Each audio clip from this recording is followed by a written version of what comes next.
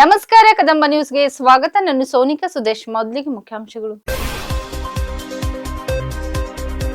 ಬೌದ್ಧ ಸಾಂಸ್ಕೃತಿಕ ಭವನಕ್ಕೆ 10 ಕೋಟಿ ರೂಪಾಯಿ ಅನುದಾನ ಭರವಸೆ ನೀಡಿದ ಸಚಿವ ಈಶ್ವರ್ ಖಂಡ್ರೆ. ಡಾಕ್ಟರ್ ಶ್ಯಾಮ್ ಪ್ರಸಾದ್ ಮುಖರ್ಜಿ 125ನೇ ಜನ್ಮ ಶತಮಾನೋತ್ಸವ ಪ್ರಯುಕ್ತ ವಿವಿಧ ಸ್ಪರ್ಧೆ. ನವೆಂಬರ್ 22 ಮತ್ತು 23ರಂದು ವಚನ ಸಾಹಿತ್ಯೋತ್ಸವ ಸಮಾರಂಭ. ಸೌದಿಯಲ್ಲಿ ಘೋರ ದುರಂತ, 45 ಭಾರತೀಯ ಯಾತ್ರಿಕರು ಸಾವು. ಹೊತ್ತಿಯುರಿಯುತ್ತಿದ್ದ ಬಸ್ನಿಂದ ಜಿಗಿದು ಏಕೈಕ ಯುವಕ ಪಾರು. ಸುದ್ದಿಯ ವಿವರಗಳು. ಆಣದೂರಿನಲ್ಲಿ ಬೌದ್ಧ ಸಾಂಸ್ಕೃತಿಕ ಭವನ ನಿರ್ಮಾಣಕ್ಕೆ ಕಲ್ಯಾಣ ಕರ್ನಾಟಕ ಪ್ರದೇಶ ಅಭಿವೃದ್ಧಿ ಮಂಡಳಿಯಿಂದ 10 ಕೋಟಿ ಅನುದಾನ ಒದಗಿಸಲಾಗುವುದು ಎಂದು ಜಿಲ್ಲಾ ಉಸ್ತುವಾರಿ ಸಚಿವ ಈಶ್ವರ್ ಖಂಡ್ರೆ ಭರವಸೆ ನೀಡಿದರು. ತಾಲೂಕಿನ ಆಣದೂರಿನ ಬೌದ್ಧ ವಿಹಾರದಲ್ಲಿ ಭಾನುವಾರ ನಡೆದ ಬೌದ್ಧ ಸಮ್ಮೇಳನ ಹಾಗೂ ಆನಂದ್ ಬೋಧಿ ಬೌದ್ಧ ಮಹಾಸಪ್ತಾಹದ 12ನೇ ವಾರ್ಷಿಕೋತ್ಸವ ಸಮಾರಂಭ ಉದ್ಘಾಟಿಸಿ ಅವರು ಮಾತನಾಡಿದರು. ಎಲ್ಲರೊಂದಿಗೆ ಚರ್ಚಿಸಿ ಕಲಬುರಗಿ ಅಥವಾ ಉದ್ಗಿರ್ ಮಾದರಿಯಲ್ಲಿ ಭವನ ನಿರ್ಮಾಣ ಮಾಡಲಾಗುವುದು ಎಂದು ತಿಳಿಸಿದರು. ಬೌದ್ಧ ವಿಹಾರದ ಅಭಿವೃದ್ಧಿಗೆ ಸಾಧ್ಯವಾದ ಎಲ್ಲ ನೆರವು ನೀಡಲಾಗುವುದು ಎಂದು ಹೇಳಿದರು. ಗೌತಮ್ ಬುದ್ಧರ ತತ್ವಗಳ ಪಾಲನೆಯಿಂದ ಜೀವನದಲ್ಲಿ ಶಾಂತಿ, ನೆಮ್ಮದಿ ದೊರೆಯುತ್ತದೆ ಎಂದು ತಿಳಿಸಿದರು. ಪೌರಾಡಳಿತ ಹಾಗೂ ಹಜ್ ಸಚಿವ ರಹೀಂ ಖಾನ್, ಭಂತೆ ಧಮ್ಮಾನಂದ, ಭಂತೆ ಜ್ಞಾನಸಾಗರ್, ಭಂತೆ ಜ್ಞಾನ ಪ್ರಕಾಶ್, ಬೀದರ್ ಮಹಾನಗರ ಪಾಲಿಕೆ ಅಧ್ಯಕ್ಷ ಮೊಹಮ್ಮದ್ ಗೌಸ್, ವಿನೋದ್ ಕುಮಾರ್ ಅಪ್ಪೆ ಹಾಗೂ ಗಣ್ಯರು ಹಾಜರಿದ್ದರು. ಬೌದ್ಧ ಉಪಾಸಕ ಉಪಾಸಕಿಯರು ಅಪಾರ ಸಂಖ್ಯೆಯಲ್ಲಿ ಪಾಲ್ಗೊಂಡಿದ್ದರು. 1000 ಬೌದ್ಧ ವಿಹಾರಗಳನ್ನ ನಿರ್ಮಾಣ ಮಾಡಿ ಅಮರರಾಗಿದ್ರು. ಆದ್ರೆ ನಮ್ಮ ಜಿಲ್ಲೆ ಸುಮಾರು ವರ್ಷಗಳಿಂದ ಬಾಬಾ ಸಾಹೇಬ್ ಅಂಬೇಡ್ಕರ್ ಅವರ ಅನುಯಾಯಿಗಳಾಗಿದ್ದು, ಬಾಬಾ ಸಾಹೇಬ್ ಅಂಬೇಡ್ಕರ್ ಅವರು ಹೇಳಿಕೊಟ್ಟಿರ್ತಕ್ಕಂಥ ಧಮ್ಮದ ಮಾರ್ಗದಲ್ಲಿ ಸುಮಾರು ವರ್ಷಗಳಿಂದ ನಮ್ಮ ಬೀದರ್ ಜಿಲ್ಲೆಯಲ್ಲಿ, ಇಡೀ ಕರ್ನಾಟಕ ರಾಜ್ಯಕ್ಕೆ ಬೀದರ್ ಜಿಲ್ಲೆ ಮಾದರಿಯಾಗಿದೆ. ಸೊ ಈ ಬೀದರ್ ಜಿಲ್ಲೆಯಲ್ಲಿ ಇರ್ತಕ್ಕಂಥ ಬೌದ್ಧರು ಉದಗಿರಕ್ಕೆ ಹೋಗುವಂತ ಪರಿಸ್ಥಿತಿ ನಿರ್ಮಾಣ ಆಗಿದೆ, ಮತ್ತೊಂದು ಕಡೆ ಹೋಗ್ತಕ್ಕಂಥ ಪರಿಸ್ಥಿತಿ ನಿರ್ಮಾಣ ಆಗಿದೆ. ಆದ್ರೆ ನಮ್ಮ ಈಶ್ವರ್ ಖಂಡ್ರೆ ಸಾಹೇಬರ ಒಂದು ಅನುಕಂಪದಿಂದ ಇವತ್ತು ನಮ್ಮ ಬೀದರ್ ಜಿಲ್ಲೆಯಲ್ಲಿಯೇ ಒಂದು ಸುಂದರವಾಗಿರ್ತಕ್ಕಂಥ ಬುದ್ಧ ವಿಹಾರ ನಿರ್ಮಾಣ ಆಗುವುದನ್ನ ಇನ್ ಮುಂದೆ ಯಾರಿಂದ ತಡಲಿಕ್ಕೆ ಸಾಧ್ಯವಿಲ್ಲ. ಯಾಕಂದ್ರೆ ಆ ಶಕ್ತಿ ನಮ್ಮ ಬೀದರ್ ಜಿಲ್ಲೆಯ ಬೌದ್ಧರಲ್ಲಿದೆ. ಆ ಬೇಡಿಕೆ ಎಷ್ಟೊಂದು ದಿವಸ ಇರ್ಲಿಲ್ಲ. ನಮ್ಮ ವಿನೋದ್ ಅಪ್ಪೆ ಅವರು ಮತ್ತು ಈಶ್ವರ್ ಖಂಡ್ರೆ ಸಾಹೇಬರು ಒಂದು ಸಂಕಲ್ಪವನ್ನ ಮಾಡಿ, ನಮ್ಮ ರಹೀಂ ಖಾನ್ ಸಾಹೇಬರು ಎಲ್ಲರೂ ಕೂಡ ಈ ಒಂದು ಸ್ಥಳದಲ್ಲಿ ಒಂದು ಸುಂದರವಾಗಿರ್ತಕ್ಕಂಥ ಭವ್ಯವಾಗಿರ್ತಕ್ಕಂಥ ಬೌದ್ಧ ವಿಹಾರವನ್ನ ನಿರ್ಮಾಣ ಮಾಡಲೇಬೇಕು ಅಂತೇಳಿ ಬಿಕ್ಕು ಸಂಘದ ಪರವಾಗಿ ಮತ್ತು ಬೀದರ್ ಜಿಲ್ಲೆಯ ನಿಮ್ಗೆ ಅಭಿನಂದಿಸ್ತಾನೆ. ಮತ್ತೆ ಈ ಒಂದು ಭಾಗದಲ್ಲಿ ಅಣದೂರಿನಲ್ಲಿ ಈಗಾಗಲೇ ಮಂತೇಜ್ ನನಗೆ ಹೇಳಿದ್ದಾನೆ, ಇಲ್ಲೊಂದು 15 ಎಕರೆ ಜಮೀನಿದೆ. ಇದನ್ನು ಕಾನೂನುಬದ್ಧವಾಗಿ ಸರ್ಕಾರದ ವತಿಯಿಂದ ಏನ್ ಪ್ರಯತ್ನ ಮಾಡಬೇಕಾಗಿದೆ ಪ್ರಯತ್ನ ಮಾಡಿ ಈ ಒಂದು 15 ಎಕರೆ ಜಮೀನು ಈ ಬೌದ್ಧ ವಿಹಾರ ಅಭಿವೃದ್ಧಿ ಮಾಡಲಿಕ್ಕೆ ಇವತ್ತು ನನ್ನ ಕಡೆಯಿಂದ, ಸರ್ಕಾರ ಕಡೆಯಿಂದ ಕೊಡಿಸುವಂತ ಪ್ರಾಮಾಣಿಕವಂತ ಪ್ರಯತ್ನ ಹೇಳಿದ್ದಾರೆ. ನಮ್ಮ ಮುಖ್ಯಮಂತ್ರಿಗಳು ಮಾತಾಡ್ತಾರೆ, ಕಂದಾಯ ಸಚಿವರಿಗೂ ಮಾತಾಡ್ತಾರೆ. ನನ್ನ ಕಡೆಯಿಂದ ಏನಾಗಿದೆ ಸಂಪೂರ್ಣ ಶಕ್ತಿಯನ್ನು ಬಳಸಿ ಅದನ್ನು ಕೊಡಿಸುವಂತ ಪ್ರಾಮಾಣಿಕ ಪ್ರಯತ್ನ ನಾನು ರಹೀಂ ಖಾನ್ ಅವರು ಮಾಡ್ತೀವಿ ಅನ್ನೋಂತ ಮಾತನ್ನು ಹೇಳಿಕೆ ಬಯಸ್ತೇನೆ. ಅದೇ ರೀತಿಯಲ್ಲಿ ಈ ವರ್ಷ ನಿಮ್ಮೆಲ್ಲರಿಗೆ ನಾನು ಸಮಾಲೋಚನೆ ಮಾಡಿ ನನ್ನ ಕಲ್ಯಾಣ ಕರ್ನಾಟಕ ಅಭಿವೃದ್ಧಿ ನಿಧಿಯಿಂದ ಒಂದು 10 ಕೋಟಿ ರೂಪಾಯಿ ಅನುದಾನ ಕೊಟ್ಟು ಇದೊಂದು ಸಾಂಸ್ಕೃತಿಕ ಭವನ, ನೀವೆಲ್ಲಿ ಹೇಳ್ತೀರಿ ನಿಮ್ ಜೊತೆಯಲ್ಲಿ ಕೇಳ್ತೀನಿ, ಕೇಳಿ ಅದನ್ನು ನಿರ್ಮಾಣ ಮಾಡಿ ಕೊಡ್ತೀನಿ ಅನ್ನುವಂತ ಒಂದು ಘೋಷಣೆಯನ್ನು ಮಾಡಿ ಇವತ್ತು ಗುಲ್ಬರ್ಗಾ ಮಾಡೆಲ್ ಆಗ್ಲಿ ಅಥವಾ ಉದ್ಗಿರಿ ಯಾವ ಮಾಡೆಲ್ ಆಗ್ಲಿ ಮಾಡೋರೆಲ್ಲ ಸರಿ ಕೂತ್ಕೊಂಡು ಒಂದ್ಸಲ ಹೇಳಿದ್ದೇವೆ ಮಾಡೋಣ ಏನಿತ್ತಲ್ವಾ. ಅದಕ್ಕೆ ಇದರಲ್ಲಿ ಯಾವುದು ಇದಿಲ್ಲ, ಯಾವುದೇ ರಾಜಕೀಯ ಮಾತು ನಾನು ಆಡ್ತಾ ಇಲ್ಲ. ಇದೊಂದು ಪವಿತ್ರವಾದಂತ ಒಂದು ಕಾರ್ಯಕ್ರಮ ಇದೆ. ಹೀಗಾಗಿ ಈ ಕಾರ್ಯಕ್ರಮದಲ್ಲಿ ನಾವಿದರ ಅಭಿವೃದ್ಧಿ ಬಗ್ಗೆ, ನಮ್ಮ ಮಹಾಪುರುಷರ ಆಲೋಚನೆ, ಅವರ ವಿಚಾರಗಳ ಬಗ್ಗೆ, ಆದರ್ಶಗಳ ಬಗ್ಗೆ ಅಷ್ಟೇ ಹೇಳಬೇಕು ಅಂತ ಹೇಳಿ ಇವತ್ತಿನ ಕಾಲದಲ್ಲಿ ಬಹಳ ಸಲ ಸುಳ್ಳು ಸತ್ಯ ಅನ್ನುವಂತ ರೀತಿಯಲ್ಲಿ ಕಾಣಿಸ್ತದೆ, ಸತ್ಯ ಸುಳ್ಳು ಅಂತ ರೀತಿಯಲ್ಲಿ ಕಾಣಿಸ್ತದೆ. ಇವೆಲ್ಲ ಅನೇಕ ರೀತಿಯಲ್ಲಿ ಇವತ್ತು ಮನುವಾದಿಗಳು ಮತ್ತೆ ಕೋಮುವಾದಿಗಳು ಅನೇಕ ಸಲ ಹುಚ್ಚೆದ್ದು ಕುಣಿತಾರೆ. ನಗರದ ಕರ್ನಾಟಕ ಸಾಹಿತ್ಯ ಸಂಘದಲ್ಲಿ ಸಂಸ್ಕೃತಿ ಮಂತ್ರಾಲಯ ನವದೆಹಲಿ ಕರ್ನಾಟಕ ಜನಪದ ಪರಿಷತ್ತು ಬೀದರ್ ಮಹಿಳಾ ಘಟಕದ ವತಿಯಿಂದ ಡಾಕ್ಟರ್ ಶ್ಯಾಮ್ ಪ್ರಸಾದ್ ಮುಖರ್ಜಿಯವರ 125ನೇ ಜನ್ಮ ಶತಮಾನೋತ್ಸವ ಪ್ರಯುಕ್ತ ಆಯೋಜಿಸಿದ ರಂಗೋಲಿ ಹಾಗೂ ಚಿತ್ರಕಲೆ ಸ್ಪರ್ಧೆಯನ್ನು ಹಮ್ಮಿಕೊಳ್ಳಲಾಗಿತ್ತು. ರಂಗೋಲಿ ಹಾಗೂ ಚಿತ್ರಕಲಾ ಸ್ಪರ್ಧೆಗೆ ಚಾಲನೆ ನೀಡಲಾಯಿತು. 100ಕ್ಕೂ ಹೆಚ್ಚು ವಿದ್ಯಾರ್ಥಿಗಳು ಸ್ಪರ್ಧೆಯಲ್ಲಿ ಪಾಲ್ಗೊಂಡಿದ್ದರು. ಇಂದು ಕವಿಗೋಷ್ಠಿ ಮತ್ತು ವಿಶೇಷ ಉಪನ್ಯಾಸ ಕಾರ್ಯಕ್ರಮ ಜರುಗಿತು. ಜಿಲ್ಲೆಯ 21 ಕವಿಗಳು ಇದರಲ್ಲಿ ಪಾಲ್ಗೊಂಡಿದ್ದಾರೆ. ಈ ವೇಳೆ ವಿಶೇಷ ಉಪನ್ಯಾಸಕರಾಗಿ ನಾಗೇಶ್ ರೆಡ್ಡಿ, ಡಾಕ್ಟರ್ ಜಗನ್ನಾಥ್ ಹೆಬ್ಬಾಳೆ, ನಿಜಲಿಂಗಪ್ಪ ತಹರೆ, ಶಿವಶಂಕರಪ್ಪ ಗಣೇಶ್ಪುರ್, ರಾಜ್ಕುಮಾರ್ ಹೆಬ್ಬಾಳೆ, ಎಸ್ಬಿ ಕುಚ್ಚೆಬಾಳ, ವಿಜಯಕುಮಾರ್ ಪಾಟೀಲ್, ಶಂಕರಪ್ಪ ಹೊನ್ನ, ಪ್ರಕಾಶ್ ಕನ್ನಾಳೆ, ಮಹಾರುದ್ರ ಡಾಕುಳಿಗಿ ಸೇರಿದಂತೆ ಹಲವರು ಉಪಸ್ಥಿತರಿದ್ದರು.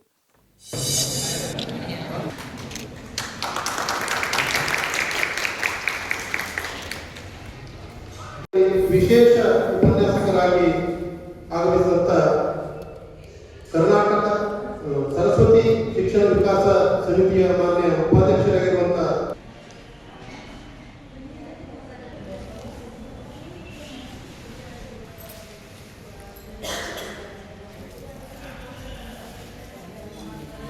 ಮಾಡಿದ್ದೇವೆ. ನಿನ್ನೆ ಬಹಳ ಅದ್ದೂರಿಯಾಗಿ ರಂಗೋಲಿ ಚಿತ್ರಕಲಾ ಸ್ಪರ್ಧೆ ಕಾರ್ಯಕ್ರಮ ಉದ್ಘಾಟನೆ ಮಾಡಿದ್ದು. ಆ ಒಂದು ಕಾರ್ಯಕ್ರಮದಲ್ಲಿ ಸುಮಾರು 100 ಜನ ನಮ್ಮ ಬೀದರ್ ಜಿಲ್ಲೆಯ ವಿವಿಧ ಶಾಲಾ ಕಾಲೇಜುಗಳ ವಿದ್ಯಾರ್ಥಿಗಳು ಭಾಗವಹಿಸಿದ್ದರು. ಇವತ್ತು ನಾವು ವಿಶೇಷ ಉಪನ್ಯಾಸ ಹಾಗೂ ಕವಿಗೋಷ್ಠಿ ಕಾರ್ಯಕ್ರಮವನ್ನು ಆಯೋಜನೆ ಮಾಡಿದ್ದೇವೆ. ಈ ಒಂದು ಕವಿಗೋಷ್ಠಿಯಲ್ಲಿ ಸುಮಾರು ನಮ್ಮ ಬೀದರ್ ಜಿಲ್ಲೆಯ 21 ಕವಿಗಳು ಅವನ ಭಾಷಣ ಮಾಡಲಿದ್ದಾರೆ. ನಮ್ಮ ನಾಗೇಶ್ ರೆಡ್ಡಿ ಸರ್ ಅವರು ವಿಶೇಷ ಉಪನ್ಯಾಸ ಮಾಡಲಿದ್ದಾರೆ. ಮತ್ತೆ ನಾಳೆ ಕೂಡ ನಾವು ವಿಭಿನ್ನ ರೀತಿಯ ಕಾರ್ಯಕ್ರಮಗಳನ್ನು ಆಯೋಜನೆ ಮಾಡಿದ್ದೇವೆ. ನಾಳೆ ನಮ್ಮ ಅಪರ ಜಿಲ್ಲಾಧಿಕಾರಿಗಳಾದ ಶಿವಾನಂದ್ ಕರಾಳೆ ಸರ್ ಅವರು ಸಾಂಸ್ಕೃತಿಕ ಉತ್ಸವದ ಕಾರ್ಯಕ್ರಮ ಉದ್ಘಾಟನೆ ಮಾಡಲಿದ್ದಾರೆ. ಈ ಒಂದು ಉದ್ಘಾಟನಾ ಸಮಾರಂಭ ಆದ ತಕ್ಷಣ ನಮ್ಮ ಬೀದರ್ ಜಿಲ್ಲೆಯ ಸುಮಾರು 9 ಕಲಾ ತಂಡಗಳು ಈ ಒಂದು ಸಾಂಸ್ಕೃತಿಕ ಭವನದಲ್ಲಿ ಇವರ ಜಯಂತಿ ಉತ್ಸವ ನಿಮಿತ್ತ ಸಾಂಸ್ಕೃತಿಕ ಕಾರ್ಯಕ್ರಮ ನಡೆಸಿಕೊಳ್ಳಲಿದ್ದಾರೆ.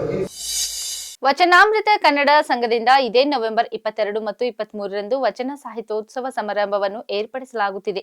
ನಗರದ ಪತ್ರಿಕಾ ಭವನದಲ್ಲಿ ನಡೆದ ಪತ್ರಿಕೆಗೋಷ್ಠಿಯಲ್ಲಿ ತಿಳಿಸಿದರು. ಜನರಿಗೆ ಸಾಹಿತ್ಯದ ಕನ್ನಡ ಭಾಷೆಯ ಶರಣರ ವಿಚಾರಗಳನ್ನು ತಲುಪಿಸುವ ಕಾರಣದಿಂದ ಈ ವಚನ ಸಾಹಿತ್ಯೋತ್ಸವವನ್ನು ಮಾಡಲಾಗುತ್ತಿದೆ.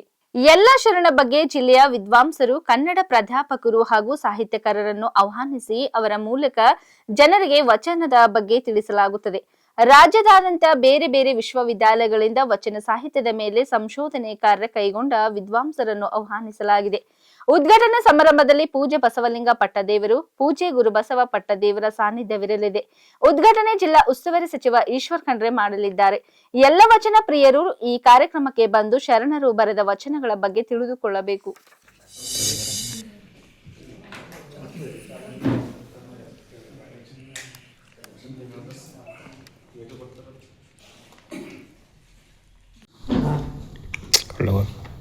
ಇವತ್ತು ನಾವು ಇಲ್ಲಿ ಸೇರಿರೋದರ ಮೂಲ ಕಾರಣ ಇದೇ ತಿಂಗಳು 22-23ರಂದು ವಚನಾಮೃತ ಕನ್ನಡ ಸಂಘದಿಂದ ವಚನ ಸಾಹಿತ್ಯೋತ್ಸವ ಸಮಾರಂಭ ಏರ್ಪಡಿಸ್ತಾ ಇದ್ದೇವೆ.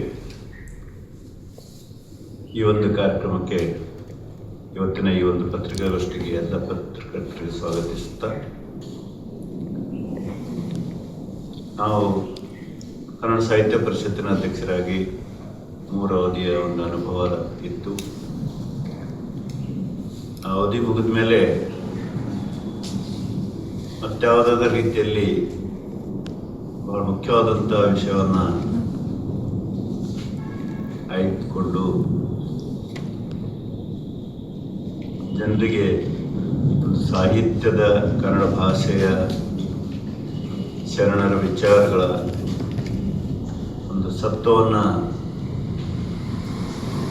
ಕಲ್ಪಿಸಬೇಕು ಅನ್ನೋಂಥ ವಿಚಾರದಿಂದ 2 ವರ್ಷಗಳ ಕಾಲ ಪ್ರತಿ ತಿಂಗಳು ಎಲ್ಲ ಶರಣರ ಬಗ್ಗೆ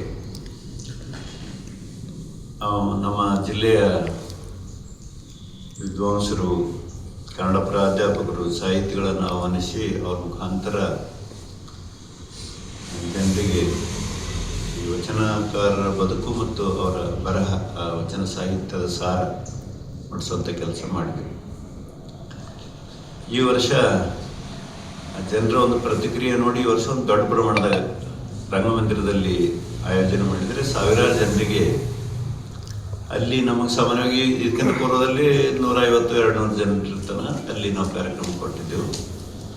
ಅದೇ ಕೆಲಸ ಇಲ್ಲಿ 2 ದಿವಸ ಆಯೋಜನೆ ಮಾಡಿದರೆ ಸರಿಯಾದ ರೀತಿಯಲ್ಲಿ ಸಾವಿರಾರು ಜನರಿಗೆ ಮುಟ್ತದೆ ಅನ್ನುವಂಥ ಕಾರಣಕ್ಕಾಗಿ ಇಲ್ಲಿ ಆಯೋಜನೆ ಮಾಡಿದ್ದೇವೆ. ಇಲ್ಲಿ ವಿಶೇಷವಾಗಿ ಏನಂದ್ರೆ ಈ ಗೋಷ್ಠಿಗಳಲ್ಲಿ ರಾಜ್ಯದಾದ್ಯಂತ ಬೇರೆ ಬೇರೆ ವಿಶ್ವವಿದ್ಯಾಲಯದಿಂದ ವಚನ ಸಾಹಿತ್ಯದ ಮೇಲೆ ಸಂಶೋಧನೆ ಕಾರ್ಯ ಕೈಗೊಂಡಂತ ವಿದ್ವಾಂಸರನ್ನು ಆಹ್ವಾನಿಸ್ತಾ ಇದ್ದೇವೆ. ಸೌದಿ ಅರೇಬಿಯಾದಲ್ಲಿ ಘೋರ ದುರಂತ ಸಂಭವಿಸಿದೆ. ಮೆಕ್ಕದಿಂದ ಮದೀನಾಗೆ ತೆರಳುತ್ತಿದ್ದ ಯಾತ್ರಿಕರ ಬಸ್ ಡೀಸೆಲ್ ಟ್ಯಾಂಕರ್ಗೆ ಡಿಕ್ಕಿ ಹೊಡೆದ ಪರಿಣಾಮ 42 ಭಾರತೀಯರು ಸಜೀವ ದಹನವಾಗಿರುವ ಘಟನೆ ನಡೆದಿದೆ. ಟ್ಯಾಂಕರ್ಗೆ ಬಸ್ ಡಿಕ್ಕಿ ಹೊಡೆಯುತ್ತಿದ್ದಂತೆ ಈ ದುರಂತದಲ್ಲಿ ಬಸ್ಗೆ ಬೆಂಕಿ ಹೊತ್ತಿಕೊಂಡಿದ್ದು, ಹೆಚ್ಚಿನ ಪ್ರಯಾಣಿಕರು ನಿದ್ರಾವಸ್ಥೆಯಲ್ಲಿದ್ದ ಕಾರಣ ಸಾವಿನ ಸಂಖ್ಯೆ ಹೆಚ್ಚಾಗಿರುವ ಸಾಧ್ಯತೆ ಇದೆ. ಮೃತರಲ್ಲಿ ಹೆಚ್ಚಿನವರು ಹೈದರಾಬಾದ್ ಮೂಲದವರಾಗಿದ್ದು, ಮಹಿಳೆಯರು ಮತ್ತು ಮಕ್ಕಳು ಸೇರಿದ್ದಾರೆ ಎಂದು ತಿಳಿದು ಬಂದಿದೆ. ಸೋಮವಾರ ಮದೀನಾ ಬಳಿ ಸಂಭವಿಸಿದ ಈ ದುರ್ಘಟನೆಯಲ್ಲಿ ಓರ್ವ ಯುವಕ ಪವಾಡ ಸದೃಶ್ಯ ರೀತಿಯಲ್ಲಿ ಬದುಕುಳಿದಿದ್ದಾನೆ. ಮೆಕ್ಕದಿಂದ ಮದೀನಕ್ಕೆ ಹೋಗುತ್ತಿದ್ದ ಬಸ್ ಡೀಸೆಲ್ ಟ್ಯಾಂಕರ್ಗೆ ಡಿಕ್ಕಿ ಹೊಡೆದಾಗ ಚಾಲಕನ ಪಕ್ಕದಲ್ಲಿದ್ದ ಕುಳಿತಿದ್ದ 24 ವರ್ಷದ ಯುವಕ ಮೊಹಮ್ಮದ್ ಅಬ್ದುಲ್ ಶೋಯಬ್ ಧಗಧಗನೆ ಹೊತ್ತಿ ಉರಿಯುತ್ತಿದ್ದ ಬಸ್ನ ಕಿಟಕಿ ಮುರಿದು ಜಂಪ್ ಮಾಡಿ ಪ್ರಾಣ ಉಳಿಸಿಕೊಂಡಿರುವುದಾಗಿ ವರದಿಯಾಗಿದೆ. ಶೋಯಬ್ ಹೈದರಾಬಾದ್ ನಿವಾಸಿಯಾಗಿದ್ದು ಅವರನ್ನು ಆಸ್ಪತ್ರೆಗೆ ದಾಖಲಿಸಲಾಗಿದೆ. ಆದರೆ ಅವರ ಸ್ಥಿತಿ ತಿಳಿದಿಲ್ಲ ಎಂದು ಮೂಲಗಳು ತಿಳಿಸಿವೆ.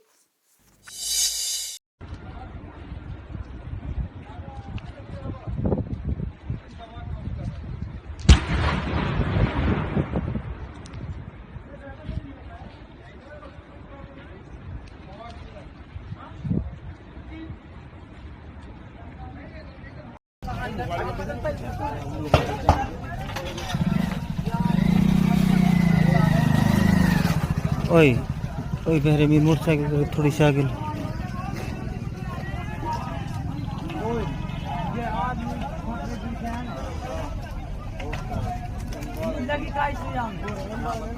आगे लग रही है लेकर जा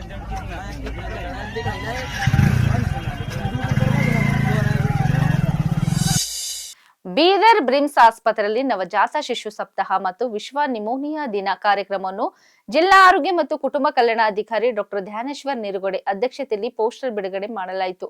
ಈ ಕಾರ್ಯಕ್ರಮದಲ್ಲಿ ಮಕ್ಕಳ ತಜ್ಞರು, ಬ್ರಿಮ್ಸ್ ಆಸ್ಪತ್ರೆ ಜಿಲ್ಲಾ ಕಾರ್ಯಕ್ರಮ ಅನುಷ್ಠಾನಾಧಿಕಾರಿಗಳು, ತಾಲೂಕಾ ಆರೋಗ್ಯ ಅಧಿಕಾರಿಗಳು, ಬೀದರ್ ಮತ್ತು ಅಧಿಕಾರಿಗಳು ಹಾಗೂ ಸಿಬ್ಬಂದಿಗಳು ಉಪಸ್ಥಿತರಿದ್ದರು.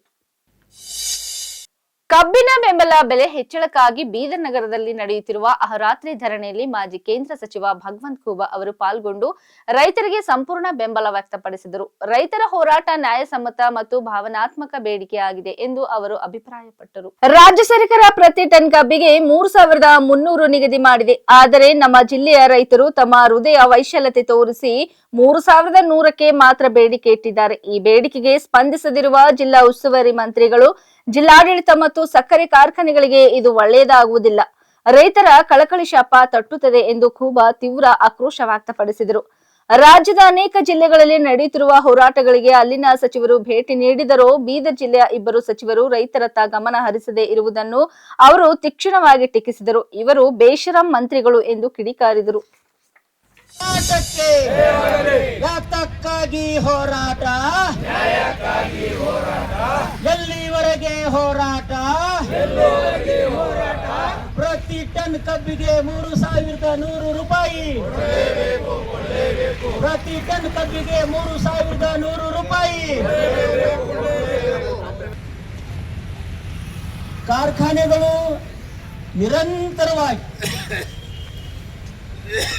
ನಮ್ಮ ಜಿಲ್ಲೆಗಂತೂ ನಮ್ಮ ಜಿಲ್ಲೆಯ ಕಾರ್ಖಾನೆಗಳು ನಮ್ಮ ಜಿಲ್ಲೆಯ ರೈತರಿಗೆ ವೈಜ್ಞಾನಿಕವಾಗಿ ಬೆಲೆ ಕೊಟ್ಟೇ ಇಲ್ಲ.